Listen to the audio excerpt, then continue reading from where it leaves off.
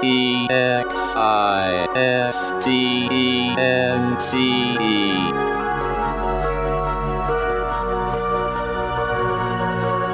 world filled with conflict, in a universe comprised of differences, there's one thing that absolutely everything shares in common. We all exist.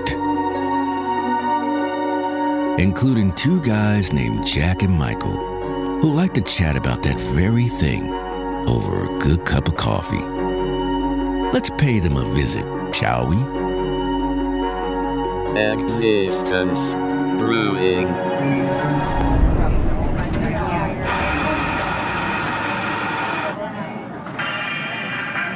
I got you, babe. Bum, bum, bum, bum, bum, bum, bum, bum. I got you, babe. Bum, bum, bum, bum, bum, bum, bum. Hey, they were playing a death metal version of this earlier. Yeah, it reminded me of that scene in the movie Groundhog Day when Bill Murray wakes up to the same sequence of events every day. Sonny and Cher. It's really not, babe. Bum, bum, bum, bum. I think the irony of that movie is that's really not too distant from the truth for all of us, is it? Well, that's what I was thinking. Every time you and I meet here, it's always the grinder. It's always the cheap version of Lady from Ipanema. It's kind of like that, It's like the same. It's like the same thing over and over again. We're just in a new. I don't know. Are we in a new reality, or is it the same reality? Depends on what you believe. Maybe it's just a different reality. We're just that lucky that it's coming up the same all the time. Imagine if that were your luck. Right? I know, right? Like we keep intersecting at the same point of confusion and the same location. It's a good thing we like each other.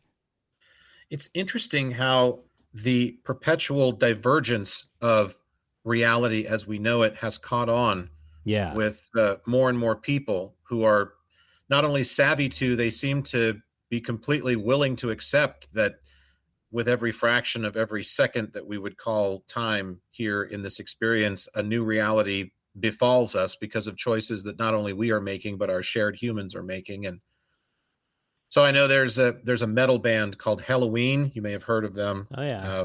They go way back with me.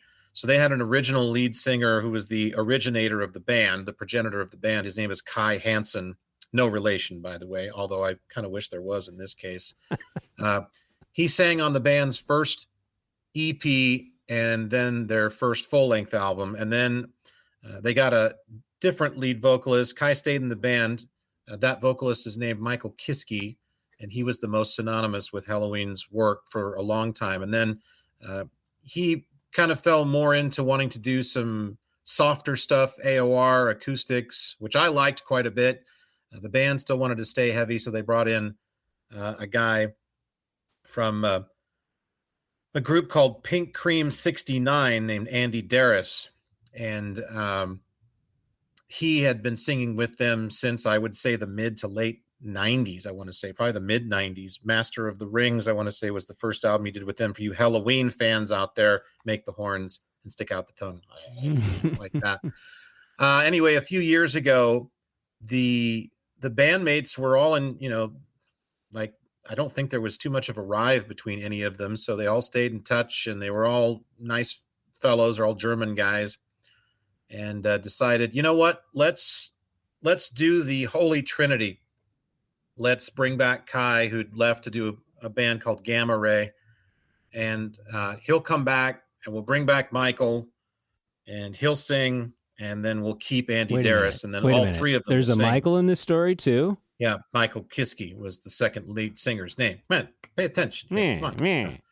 So anyway, what I'm driving at with this story, I was drowned out by the long, I know the long drawn out story of Jack Hansen.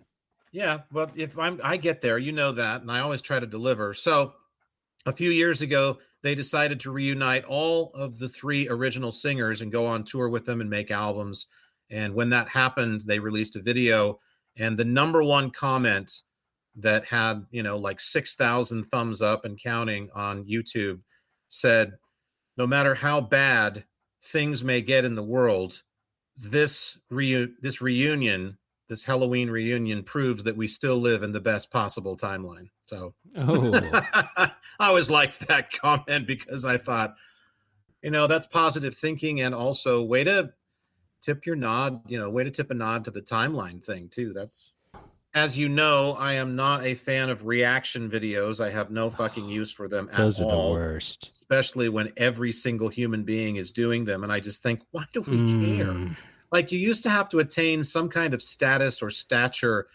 You had to be a witty comedian who stuck it out. It was creative for a little while. But now it's just like anybody, and that's the beauty of YouTube, again, and social media. Anybody, it doesn't matter if they have a claim or not, can get on and go, oh boy, I've never seen this before. Oh, it's my first time watching AC/DC, and oh boy, they're amazing. It's so loud. And I just thinking, who in the fuck is getting off on this? Who wants to watch this guy? But it was post Super Bowl, and it was a montage of fan reaction videos to the losing team. These are people, this is a new trend as well. Why watch the professional broadcasters who've been calling sports for decades and making big money for the networks do what they do, when I can listen to, Gilbert Giannoulis over in Muncie, Indiana, just hop on YouTube. Okay, he's fine. He's back to pass. Oh wait, no, it's a handoff. I'm sorry. And then there's a guy, and then he's down. Yeah, I really want to hear that. I really, really want to hear that shit if I'm going to actually suffer through play-by-play sports on television. Anyway, it was a big montage, and it was troubling. I watched, I think, the whole 9 minutes, and it opened the door to a new world. It's not surprising to me, but these guys get on YouTube and they watch pro football games live streaming, and you watch it with them, and they just talk all the time without stopping ever, and give their opinions and do their play-by. And it's just like, I don't know why anybody in their right mind would want to do this, but it was them gradually becoming more and more apoplectically upset as Seattle kicked New England's ass in the Super Bowl this year, because that's the way that apparently the riggers wanted it to be. That actually, it was kind of a boring game, wasn't it? I mean, it was just. I didn't watch it, of course. It seemed very, and maybe it's just that they were that good and the other teams were that bad this year. But it just seemed like Seattle didn't have to do its typical Seattle thing, which is barely make it in by just a shoelace into the playoffs and then get brutally wiped out by a team from, Pittsburgh. And that didn't happen this year, did it? It just was weird. I know the general details of what unfolded during the season because I work in a news environment and I write the sports every day because it's part of my job. So I can't say that I don't know anything. I can't claim complete ignorance, but I don't know all the nuances of what happened throughout the season. I think I kind of had a feeling that they were going to, take the cake at the start of the season. I had a good feeling for Seahawks fans because they are in love with that square-jawed, lizard-eyed head coach that they have now. I mean, the camera just loves him, and I think the NFL loves that. We're in the era of the brainiac young coach now. The hybrid has finally arrived, where it's no longer, because it was always your classic sports coaches have always been one of two molds: overweight former jock who yells a lot and has this, sort of this lean towards the understanding of the game, the metrics, if you will, of the game, but larger than life. Or the brainiac egghead that's never been on the field in his life and was always the water boy, but studied the game religiously 24 hours a day for 17 years while he was toting around jock straps and washing them and getting flicked in the face with them. And and then so he becomes the coach, and because he's this mastermind. And now we have both. Right. This Seattle coach, because you look at him, I think he's a fourth dimensional reptilian hybrid being. Did you see what he did at the center of the field when he won? It was like a glitch in the Matrix. He went out there and literally stopped and looked up, and everybody was like, "Oh yes, take it in, Coach McDonald's." Like, he's not taking it in. It's a fucking glitch. He's been glitching all game. They've been keeping the camera off of him because there have been problems with his batteries, like his battery, his phony thing, his thing that keeps up the facade that makes him look kind of human, but. Yeah, that's what it was. Look, go watch this. Wait a minute, I'm telling you, Jack. I thought you said you didn't watch the Super Bowl. Now you're telling me highlights. Oh, you watched the highlights, of course. I refuse to spend 3 hours of my life, especially with a major high-profile event. I will never watch another live sporting event as long as I live because it takes too much time. And on that note, we'll talk about that in a different aspect of reality. Ours is the human world today. Because I have another experience to put in my quiver, thanks to my girlfriend this last weekend. No, I want to touch on that real quick though before you go into that timeline warp. I do feel like the average NFL coach now is somebody who you would see probably on your fantasy football league, versus somebody in the past that was kind of this larger than life John Madden kind of character. Well, I think you just hit the nail on the head with the word character. I don't think we have. Again, I don't follow this. I'll watch snippets or I'll see things out of the corner of my eye, or so I don't know the Rams coach name, but he looks like an asshole if you ask me. He's just constantly red-faced, constantly engaged. He constantly just looks like he's just being aggressive. And there's no, John Madden, who you mentioned, is a character. I mean, he obviously got upset and pulled his hair out and got nervous and the whole thing because his job's on the line. He works for Al Davis, for God's sake. I mean, how could you not just sweat bullets constantly in that environment? Talk about fucking pressure. The maverick to end all mavericks of sports leagues. I mean, the guy that essentially was responsible for the AFL's very existence, let alone the merger, which happened years later. Anyway, it's just I don't think we've got guys that possess that kind of just innate natural personality. There's a real forced persona with a lot of them, if they have any character at all, it seems. But I don't follow it throughout the season, so I don't know all the teams' coaches, and it's just the ones I see all seem to be, everybody's in love with this hybrid thing now, like I said. And Mike McDonald is the king because even though he's short, he's got the Napoleonic complex. He's short, but he's good looking, and he's got that super square jaw and those lizard eyes, and the camera just loves him. And so to me, I think Seahawks fans can rejoice. I don't think they've won their last Super Bowl under this guy because I think that he's the latest thing. I think the coaching thing is the big thing they're wanting to push now with the sports, at least with the NFL. So, well, I think you just also hit on something that's key. The camera has to love you if you're going to be the head of any organization at that level. Whether it's politics or whether it's a professional sporting event or a sporting team, the camera has to love you because you don't find too many people in that position who look like they just rolled out of a Walmart. Yeah, but I mean, I don't think the camera always loved a lot of old-time champion coaches. I mean... Well, but the camera wasn't also as prominent either. Bill Parcells, I mean, let's face it, he looks like Bill Clinton's older brother that went to AA about 6 times and failed and maybe got kicked out a 7th. Right, but we're talking about modern teams. and if you look at modern teams... it's Hollywood, the amount baby. of Hollywood media, has arrived. The amount of media exposure that is surrounding these teams anymore, it's... Yeah. And we have the whole... What do they say about politics? What do they say about politics? It's Hollywood. They suck and there's no place for them in a reality that's decent. It's Hollywood for ugly people. Oh, wait, that's what I say about them. That's what they say. What? It's Hollywood for ugly people. That's what they say about politics. Politics is Hollywood for ugly people on the inside.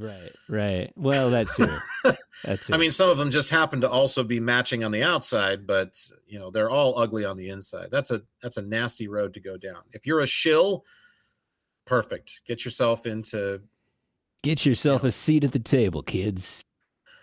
Well, I don't know. I think some of these things are collective experiences where we all shift, or a lot of us shift, like a billion or so, and we don't really maybe we sense it because our nose tingles or because our asshole itches or something like that. There may be a physical mark that's actually left when it happens. Oh, no. I also feel like there are personal timelines where you might be the only one that shifts and everything else seems to be exactly the same, although there are slightly different versions of everything around you because you have shifted yourself. It's an interesting principle, and there's actually some science to back it up too, math more than anything, because it's all, quantum mechanics and theoretical physics and all that. But anyway, Maddie has gotten me in, she roped me into Crypticon. That was the first con. That's right. First of all, the only experience I had before this was James Con and the Wrath of Con. Yeah. And now all of a sudden, now you're getting conned every 3 months. I'm in my 50s, and of course I'm with somebody who's half my age romantically, and so I'm getting a chance to new experiences, and I love this, especially, so we go to Crypticon is the first one. And this is a blast. This is at a nice hotel in a big city near to where we live, and it's all very confined, and it's spread out within the hotel's chambers, and you can go in and see all the vendors and do that routine. And then they have these panels, and then they have a little area in the back where there's a dozen or so people.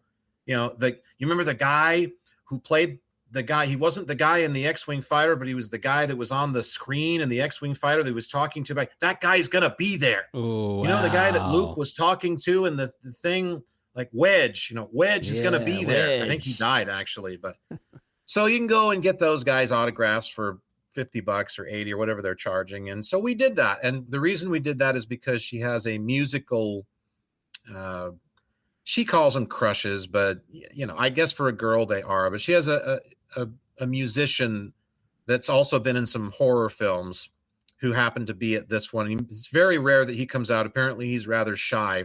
So he appeared at this, and she was like, I've got to go because I did a backstage with him years ago and totally clammed up and didn't say anything. So this time, this is my redemption arc. She loves that word. So we went and that was a great time. It was, like I said, nice, tidy, and good. Then we went to HorrorCon some months later. That's in a fairgrounds setting. They hold this in the fairgrounds in a slightly smaller community that's south of the big city where the Crypticon thing happened.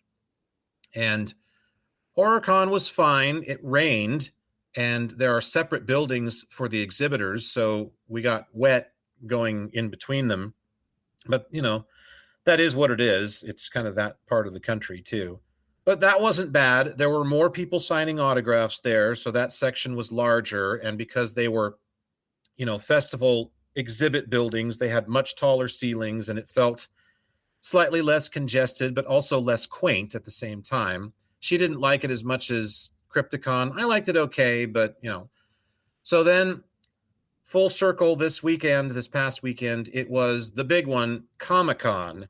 In the big city, downtown, in the major metropolitan center where we live close to. And this is a huge event.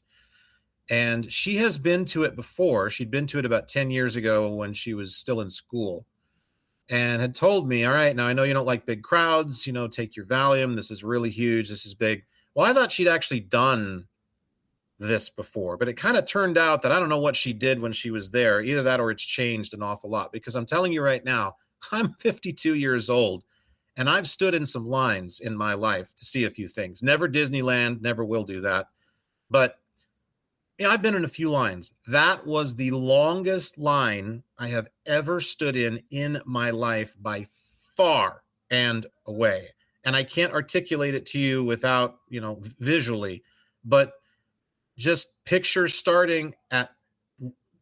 a rectangle as a full metropolitan city block. I'm not talking about, Smallsville, Kansas, where Superman's. I'm talking about a metropolitan city block. Okay.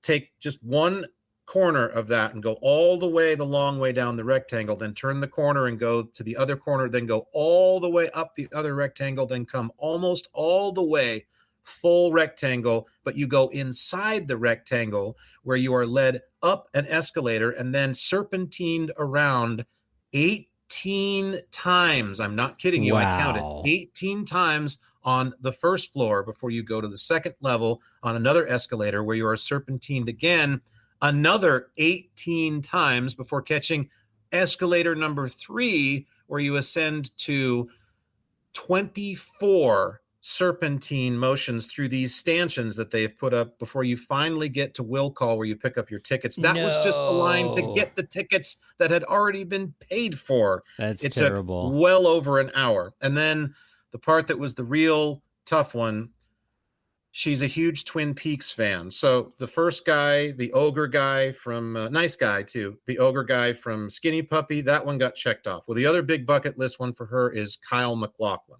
And he actually runs a winery in the state, not too far from where we live to the south, about 150 miles or so away. But he's at this thing. Well, as you can imagine, he's no small ticket item. So No. $90 in advance to pay for his signature on a skateboard deck that she's owned since she was a kid, which is a Twin Peaks themed thing. It's so a very Twin cool. Peaks themed. It's a Twin Peaks themed Oh, that's skateboard deck. cool. So she's packing it around all day, and it's time to, and I'm telling you, I mean, get there, and first you got to find it, because at this one, there's got to be 100 people signing. And so we're looking all over for it, and finally, when you hit it, I'm just like, there he is. It's Kyle MacLachlan. And we go get in the back of the line, and it's worse than A Christmas Story. Hey, kid, what do you think you're doing? Going up to see Santa. The line ends here. It begins back there. Well, we're at the end of the line, and what the guy says is, oh, they closed the line an hour ago. Like, you guys are, I don't know what you're doing, but you're fools. No. And so then we talk to the girls that are running the thing, and we're just like, so what's the deal? Oh, yeah, well, we capped the line, but, come back at 2 hours early. That's literally what they said. Come back 2 hours early before his next signing session, and you should be okay. Should be okay. Should. So then we come back, and they say, oh, well, we've moved it now. We're going to open the line an hour before. All right. So, and I don't even want to go into all of the nuances. Let's just cut down to it was a shit show. I mean, it was absolutely atrocious. Everybody said so on social media afterwards, I guess. I don't follow that stuff, but Maddie said, yeah, people were just barking up a tree. Anyway, we waited between the line and between the MacLachlan. I mean, I had 4 hours. I would pin it at 4 hours total in line, 4 to 5 hours total. For him alone, probably 3.5. And here's the thing. Oh my God. That is so not the person that I am. So this was done purely out of my absolute love and devotion for my dedication. friend who wanted to get his autograph. And he's a very nice guy. We, of course, only got 34 seconds to talk to him, which we understand because there's people waiting, but also we just waited forever and paid $90. She paid $90 to get this guy. Anyway, but I'm listening. Here's the thing. This is what I wanted to point out. Again, long road to tell a story, and then also kind of have something that might be, I guess, a little bit allegorical to, be the whipped cream on top. I'm standing in this line. I mean, just standing there, literally, just feet hurting, and they're coming by. Don't sit down, no sitting. It's crazy, It's almost there are like rules. military. Oh yeah, and they know them all, and they're going to whip you because it's their little slice of power that day. But I'm listening. We're in the regular line, of course, but the VIP line is next to us, and I'm listening to, as you can expect, they're all completely stereotypically perfect. It's every single one of the guys from. What's that show with the hot chick and the three brainiac nerds? Big Bang Theory. Big Bang Theory. It's literally those guys. Yeah. And all of their friends. They're the ones that are in line. I mean, so, the stereotypes, you can say, that's not what we are. That is what you are. You look like that. You sound like that. You talk like that. You saw them firsthand. You are them. And there's no offense. These guys are into it. So it's not a thing like, yeah, they're fans. You guys are stupid. You're nerds. But here's what killed me. I would never do this in my life, what we're doing. I mean, I'm literally in the midst of something that even though I would never do it, I find myself doing it because even though it's against my verity, I'm not going to actually not do it. Like if Maddie had said, hey, let's go do some meth and then down a bunch of Jack Daniels and get plowed. That I'm not going to do because that attacks the very core essence of things that I won't participate in. But hey, will you come stand online with me for 4 hours to wait for Kyle MacLachlan? Yeah, I'll go do that because I know how badly you want to do that, and it's only going to hurt my feet. But me, I'm not going to chase that dream. These guys are standing there talking about, oh, well, yeah, yesterday, Kyle, he quit early and then he wouldn't sign anymore. And then today he stopped signing early and then they brought him back and they weren't going to bring him back. And then they did. And I stood in line for 4 hours to get Miley O'Reilly Peterson. And I'm going, who the fuck? I don't know who that is. Oh yeah, she was Princess Leia's stunt double stand-in in she you remember, oh yeah, she's great. So I stood in line for 4 hours to get her, and then I stood in line for 3 hours to get this guy, and then I'm just thinking, do you have any idea how much you could have accomplished with all that time? Do I need to just go over? I wanted to go over and just shake every one of them. Not like what I do with every single moment of my time is so amazing or so important, but you're literally idle. You're just standing there. And I guess they are making chit chat with each other. So there's some camaraderie, but yet I still think to myself, Jack Hansen's, one of his basic anchor rules about being in this incarnation here on Earth. What are we given? Time, energy, and the free will with what to do with each. And that's it. And you're choosing not to just stand in one line for 5 hours. I've heard tales regaled about 5 lines that you've stood in for 5 hours. That's a lot of time and energy to stand in line to chase celebrity bullshit. And so to me, it just goes back to frost the cake again on another layer for me to say, watch out for celebrity bullshit. Some celebrities suck, okay? Not all of them do. Some of them are probably nice people that do very good work, and we admire that work. But this ogling and oogling and reverence for celebrities has gotten us into a lot of fucking trouble. It's got to stop. It's got to seriously ramp down. And the same goes for professional athletes who play with their nuts or a ball on the field for a few minutes or 15 minutes a quarter. I mean, it's gotten crazy. And I just can't help but stand there and think this just reinforces what I always say. Look, these people, we love their acting. We love their artwork. We love their writing, whoever it might be. I get that. But you've got to draw a line and say, I am also equally important. And that 5 hours I'm going to spend waiting is precious. It's precious. It doesn't matter how old I am. It doesn't matter, it's precious. So yes, am I a hypocrite because I did it for someone I loved? Absolutely. But I'm telling you, based on that experience, it only bolsters what I've always said. Watch celebrity bullshit and stop following them around so, willingly and so loyally and hanging on their every word and dressing like they do. And manufacture your own path and stay out of their line a few times over the course of the years. That's all I wanted to say about that, because I know we've talked about it before, but what an experience for me. And nice guy. Well, that's really cool that I'm glad that he is, because I think he's actually received more awareness on my radar because of the show Portlandia, which I love. And he has, bits in there as the mayor in Portlandia. And I could totally just see him being like, oh, yeah, this is Comic-Con. Yeah, great. Yeah, not the first time I've been here. What's your name? Oh, Jack. Okay. And Maddie? Yes. Okay, very nice. And how long have you been standing in line? Oh, well, we've been standing in line for 5 hours to meet you. Oh, wow. I didn't ask that. Why didn't you guys just drive down to the winery? I'm there every Wednesday. I've heard him say that. That's funny you mentioned that, because I actually heard him say that to one of the people, or something similar. That's something hilarious. to that effect was, come on down to the winery. I'm there, because she told me stories about how, somebody spun a tale that she was reading on social media about they dropped by the winery. And he came out and befriended them, and they headed off, and he invited them to stay for dinner, and they sat for hours and chatted about, life and love. Yeah. And before you know it, you're in the back room with a bonfire, and he's doing some Apocalypse Now reading of Twin Peaks. Well, also, I got bad news for you, Kyle. We don't drink wine. In fact, we don't drink alcohol. So you're going to have to feed us grape juice if we go to your winery. We could arrange for that, too. How much do you think he was netting from that $50 price tag? At $90. $90 price tag. $90 for an autograph. It was another $90 for a selfie. So if you wanted a picture Holy with him, cow. another $90. Another $90. Oh, yeah. You don't get that free. Oh, yeah. And there were how many people in line? Hundreds? Yeah. Oh, wow. So his accountant throughout the course of the day. His accountant probably had to put in some hours for that. And now, ladies and gentlemen, Mr. William Shatner will be performing tonight in the Tattoo Pavilion. Yeah, they were doing tattoos there too.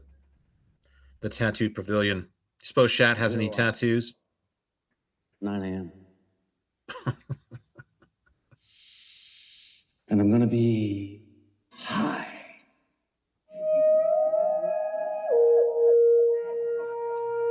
That's not Bill, is it? Tight by then.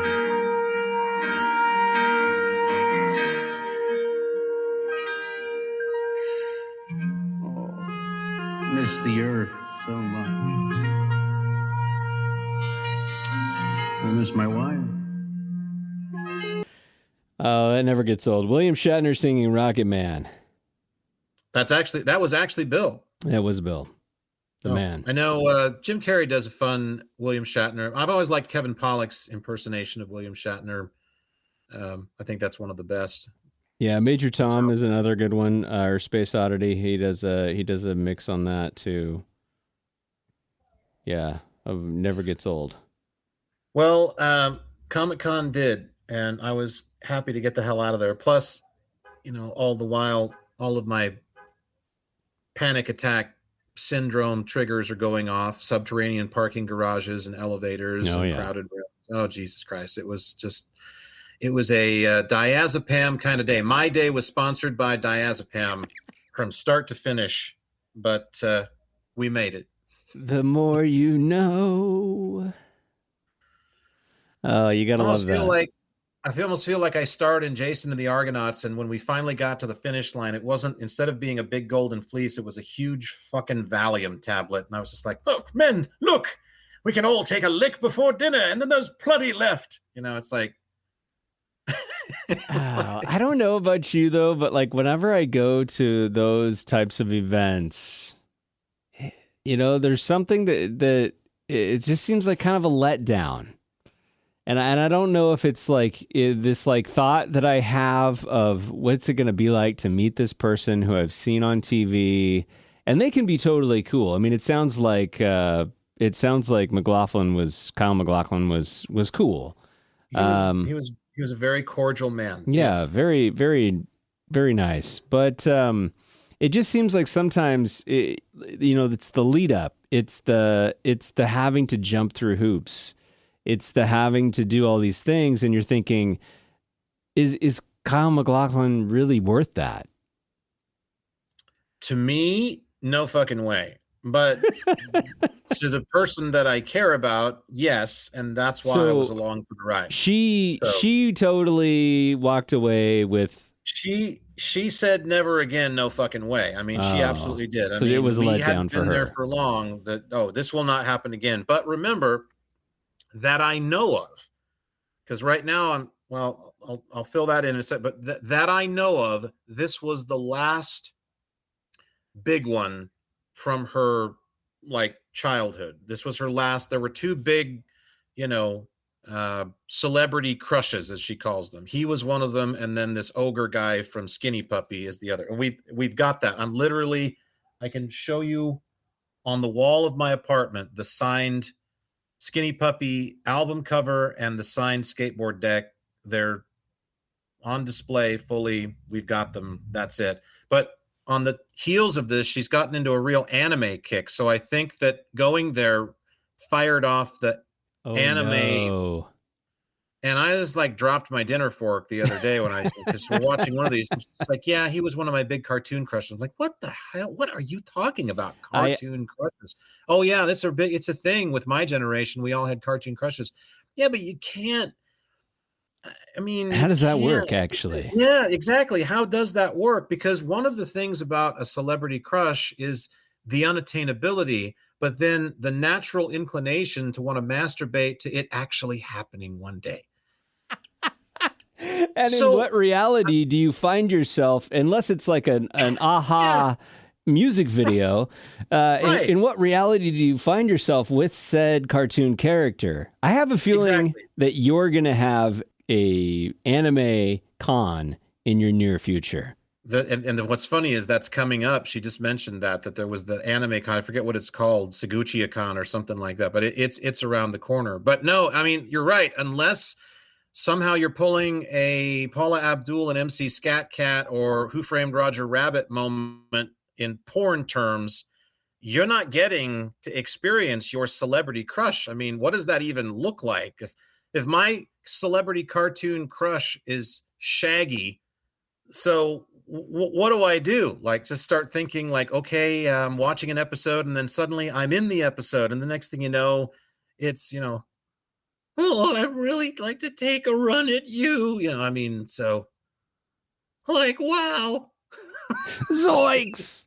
Like zoinks. Oh boy.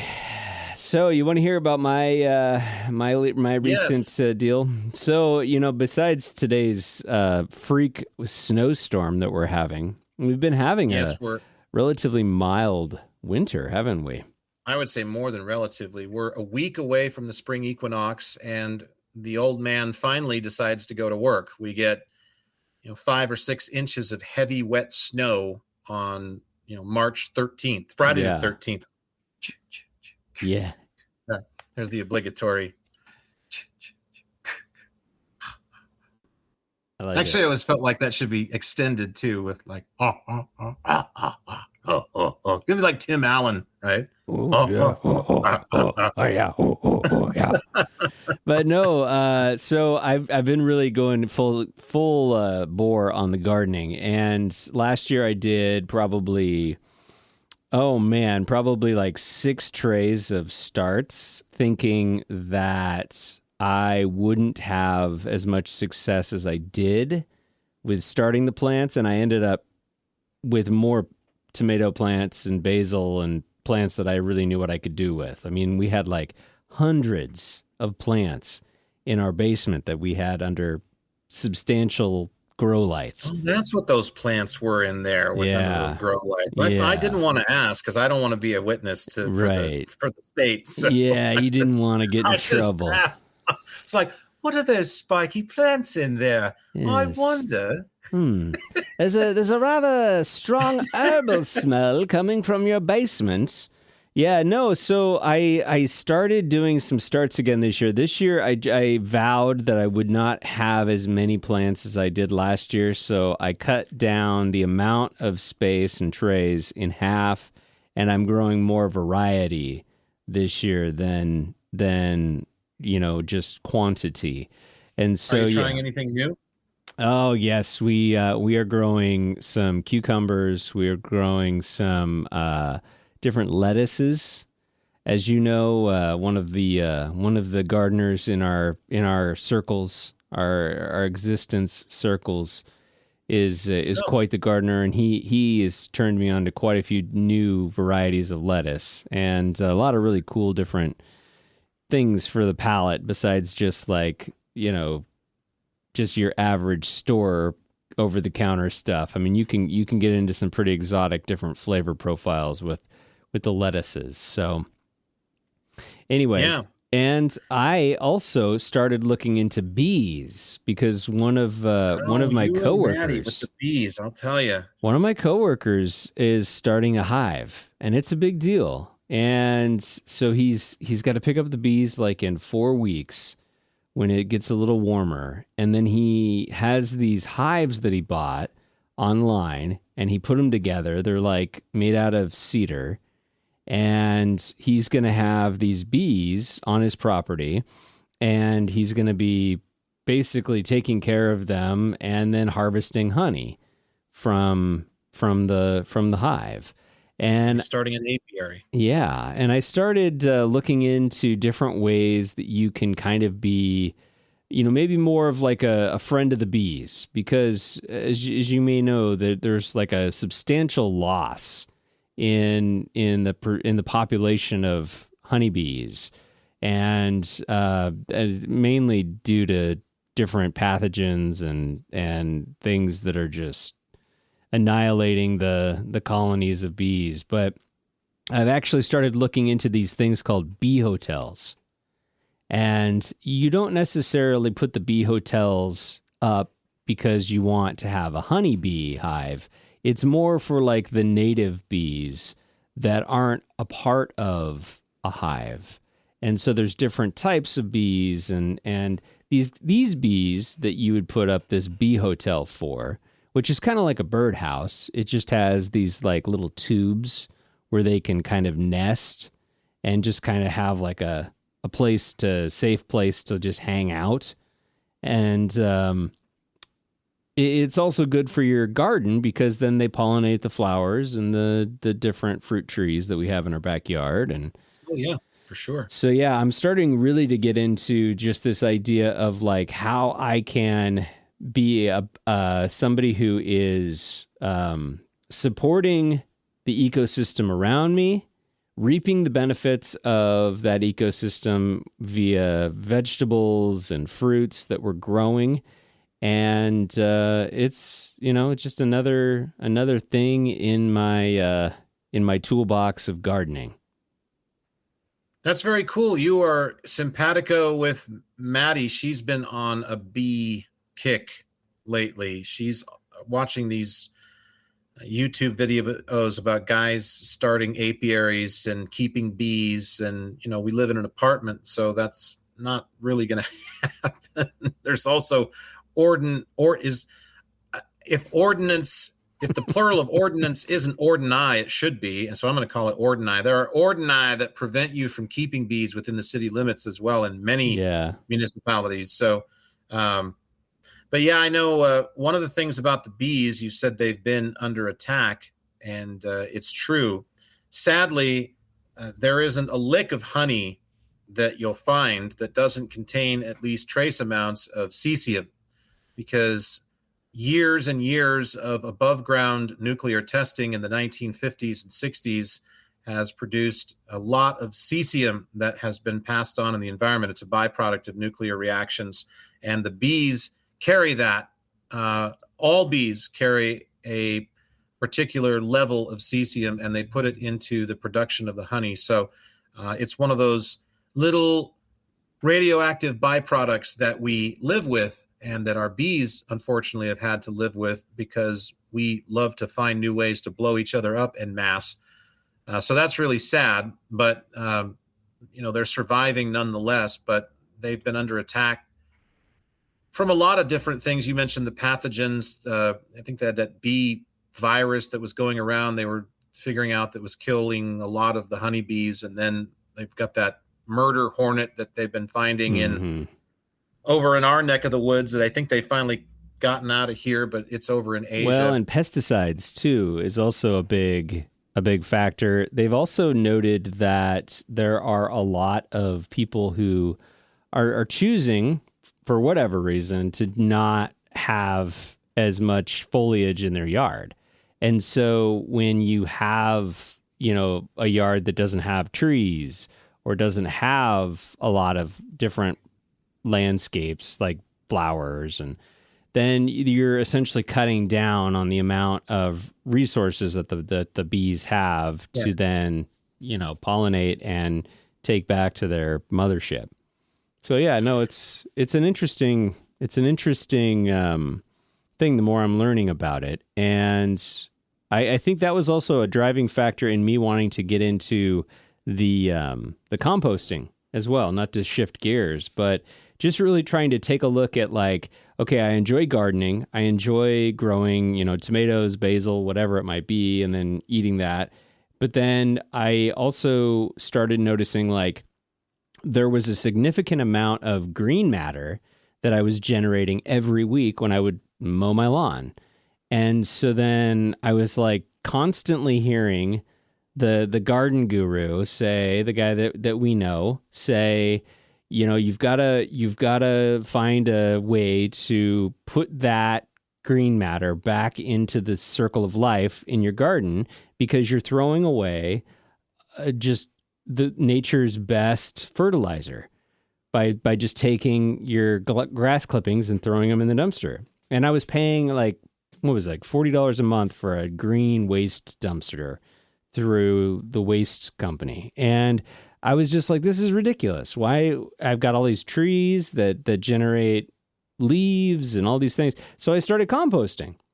And I have found that it actually is amazing how much stuff you can throw into a compost pile just from around your yard.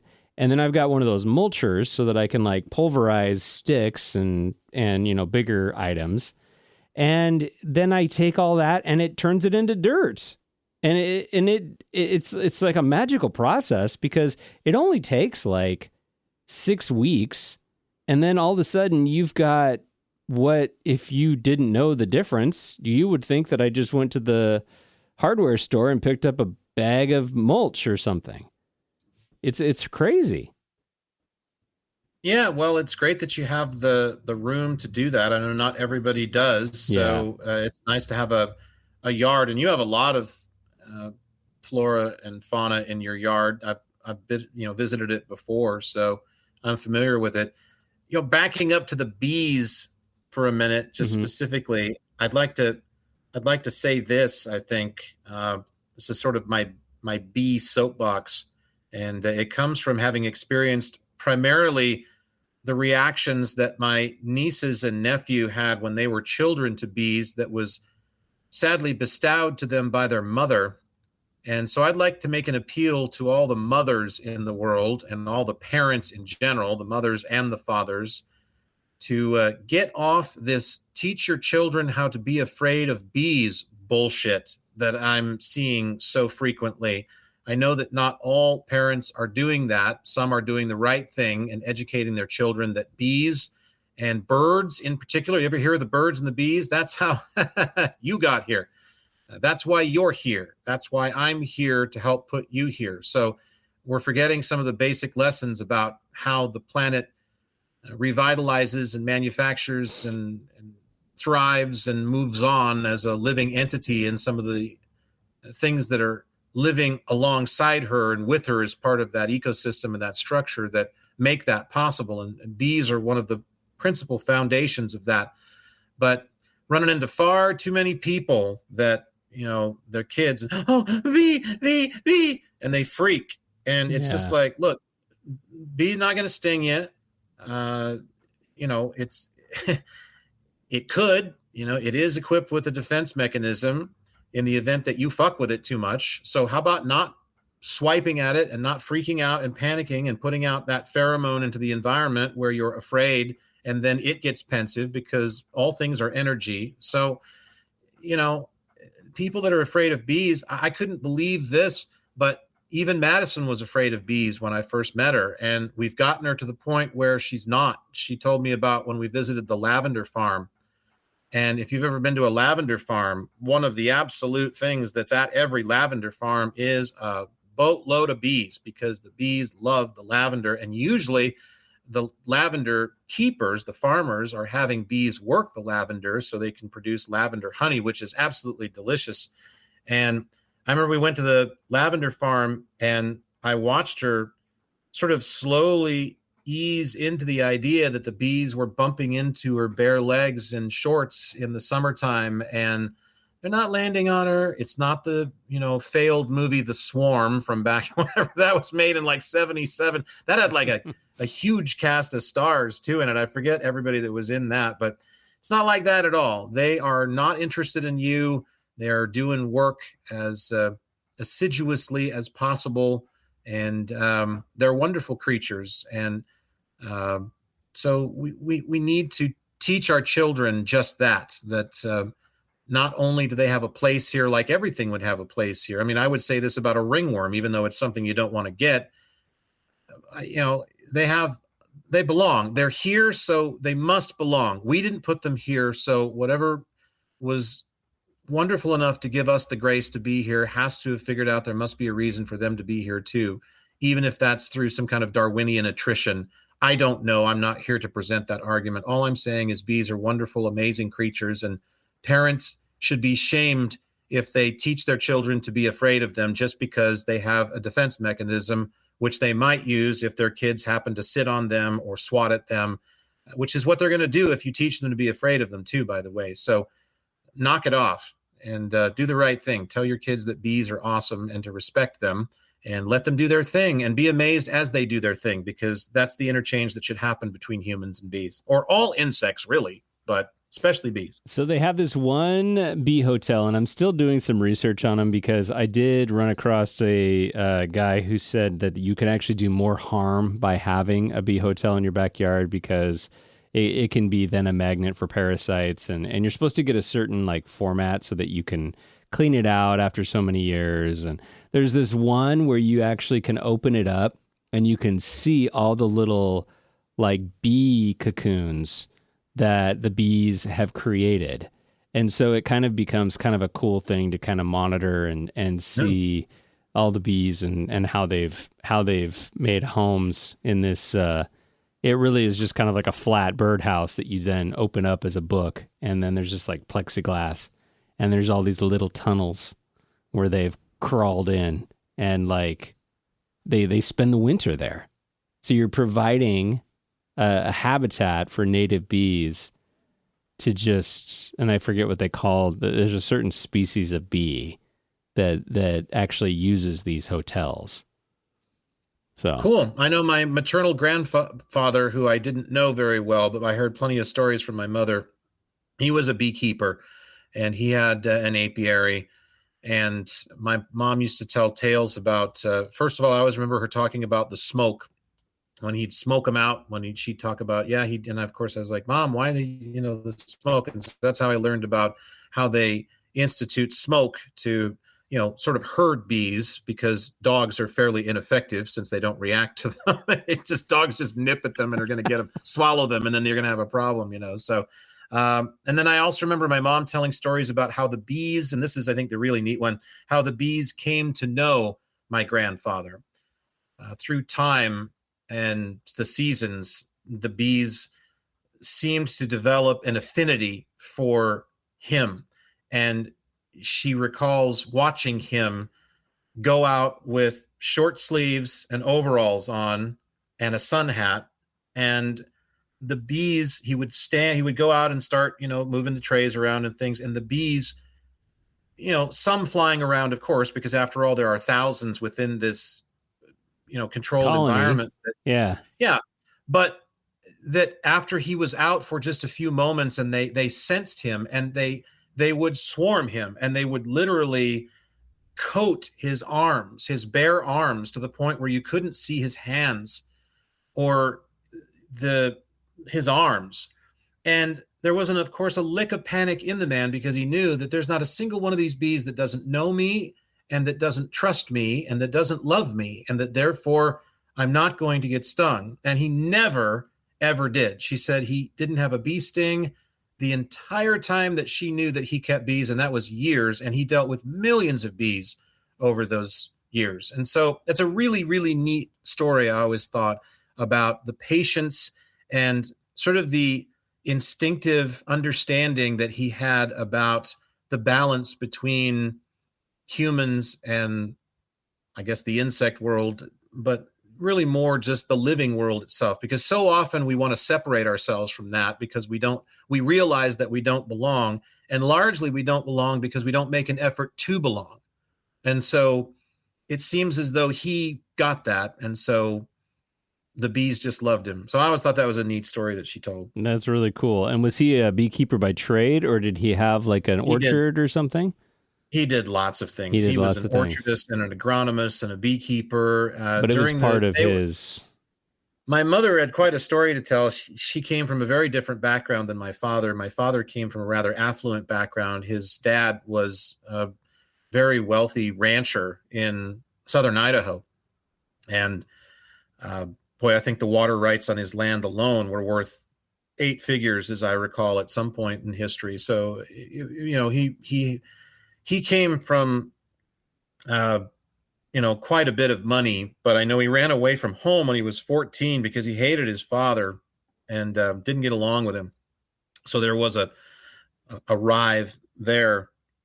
But my mother's dad was, they were nomadic farmers. And most of this was during the Second World War when she was growing up. And so I know the one story that I always recall the most, that I like to tell people, I wish I'd have known my maternal grandfather better, so I could have heard it from him. But one year they all grew potatoes in South Dakota, and the potatoes were used to distill to make submarine fuel for the war effort. So he did all kinds of farming and orchardists and agronomy, and he was sort of a jack of all trades, but definitely a man of the earth. And my mother was very much a green thumb and a brown foot, I guess you could say, in the sense that she was always grounded on the earth. She loved the earth and talked about how cows smelled good. I always remember that too. It's just like, you pass a pasture and there's cows and it's just the shit. And so you're just, oh God, Mom, it stinks. Roll up the window. And Mom would always say, oh, the cows smell so good. And we're just like, no, they don't. They stink. And she's like, no, I'm not talking about their shit. Of course that stinks. She said, I mean them. And we're like, what are you talking about, Mom? She said, have you ever smelled a cow? You've got to go up and smell their fur. They smell wonderful and warm. And it's just like, so she was really like her dad in that way, I think. My mom actually got along with my father's dad quite well because they shared that in common. Whereas my dad was always about trying to get to the point in life where he would impress Robin Leach with the fact that he has gold toothpicks sticking out of his asshole. I mean, my dad was into the whole, he used to talk about how egregiously wealthy, just pathetically, ridiculously, avariceably wealthy he wanted to be. And so anyway, we all have our dreams, but, and I'm kind of somewhere in the middle, of course. I don't subscribe to the avarice, as you know, but I don't have a lick of earth in my chart, my natal chart at all. I have not a single earth orb whatsoever. So quick astrology lesson for the day. They say when you lack an element like that, two things can happen. A, you're completely you exemplify that to a T, which I do because I am not grounded at all. I'm, so I don't have that earthen grounding in me whatsoever. I have a fantastic appreciation for the earth and for the dirt and the soil and all the creatures and all the things that are crawling in it, but I do not want to get my hands dirty in it myself typically. So it's one of those things where I can appreciate it, but I don't feel like I have the wiring, if you will, that really is important to connect with that. And I've always kind of been sad that I don't have that going for me, but that's also just part of what I chose this time around. The other thing it can do is the complete opposite. I've heard astrologers have told me, yes, very often if you lack an element like earth, for example, you'll be extremely impractical, for example, in all of your ways. But you can also overcompensate by not having an element and therefore act very much, if not overly, like someone who would be graced with 4 or 5 different orbs in that element. So I see. That can happen too. So that's interesting. So anyway, well, I know we're all just about finished out here. So I've been looking at this for weeks. Every time we get together, it's just like, well, do you have something? And then there's chicken scratch on a page.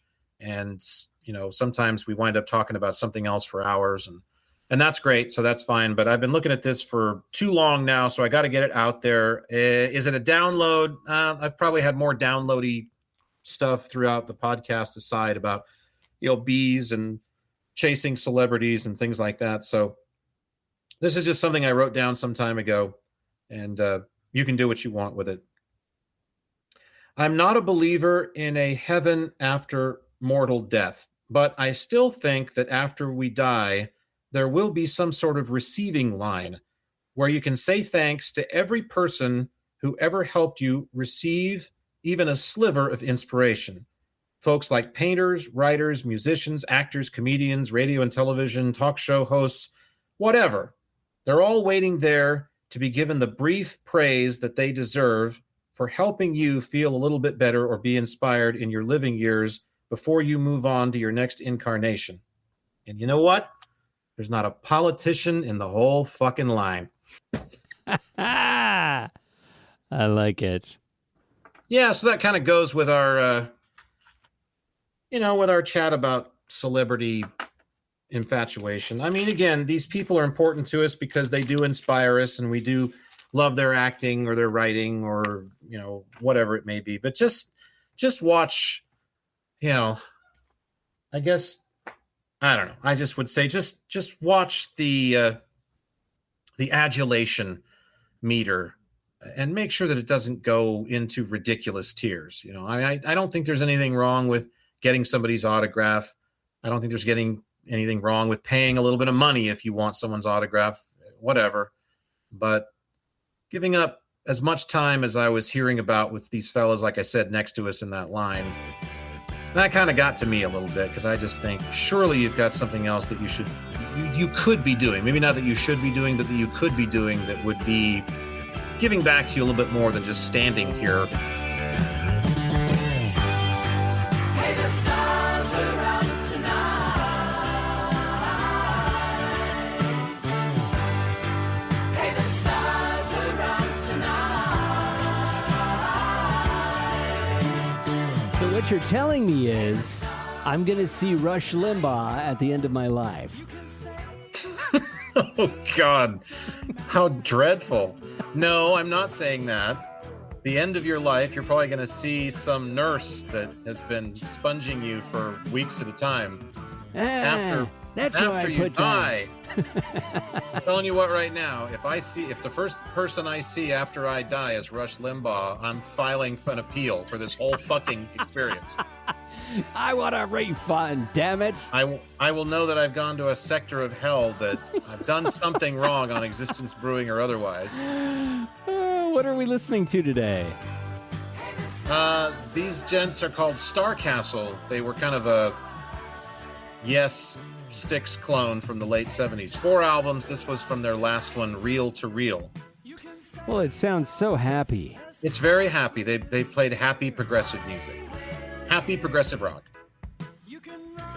All right, Jack, until we meet again in a cafe near you.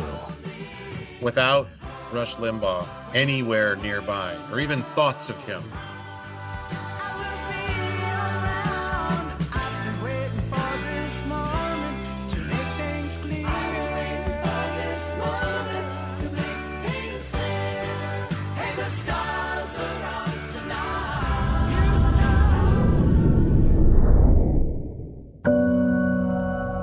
Well, it looks like Jack and Michael have finished up their latest chat about all things existence. But if anything they said got your own Existence Brewing, be sure and catch their other talks at existencebrewing.com and drop them an email to share your thoughts using contact@existencebrewing.com. Existence Brewing.